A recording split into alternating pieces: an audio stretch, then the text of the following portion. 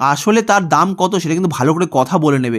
আমরা কিন্তু একবার জিজ্ঞেস করেছিলাম, আমাদের ৳20 বলেছিল ঠিকই, কিন্তু নেওয়ার সময় ৳30 করেই নিয়েছে। এটা একটা ছোটখাটো স্ক্যাম, আর সত্যিই খুব অন্যায় এটা।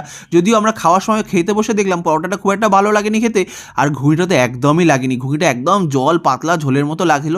কিন্তু যাই হোক, এই খিদে পেটে এটাই একটা অমৃতের মতো লাগছিল, খুব ভালো লাগছিল খেতে। তুলিকা তো খাচ্ছে, আমারও লোভ লাগছে যে আমি কখন খাবো। তাই বললাম, তুলিকা একটু আমি খেয়ে নিই সুন্দর করে। দেখছো আমি একটু পেটাই পরোটার মধ্যে একটু ঘুগনি নিই, এবার আমি একটু সুন্দর করে মুখে দিলাম। মুখে দিয়ে দেখলাম ঠিক আছে, চলনসই তো আছে। আর খিদে পেটে এটাই মনে হচ্ছে অমৃতের সমান লাগছিল। অবশ্যই খুব ভালো লাগছিলো। এই বছর এই শীতের শুরুতে কারা কারা দীঘায় গেছো অবশ্যই কমেন্ট করে জানিও। আর দীঘায় গিয়ে এই দাদার দোকান থেকে কে কী খেয়েছো, বা সকালে টিফিনে কে কী খেয়েছো সেটাও কিন্তু অবশ্যই একটু আমাকে কমেন্ট করে জানিও। আর দেখছো এখানে মটরগুলো কিন্তু বেশ বড় বড়, আলু ছিল একদমই কম। একটু ঘুগনিতে আলু থাকলে আমার বেশ ভালো লাগে খেতে, কিন্তু আলুর টুকরো আমাদের ছিল কিন্তু খুবই সামান্য। আমি তো খাচ্ছি, ওদিকে তুলিকাও দেখছি খেয়ে যাচ্ছে মন ভরে। আসলে ও তো খিদে পেয়েছে, আমারও খিদে পেয়েছে। সারা রাত বাসে কিছু খাইনি, তার আগের দিন বাড়িতেও রাত্রিবেলা কিছু খেয়েই যায়নি, কেন বাসে জার্নি করতে হবে তাই।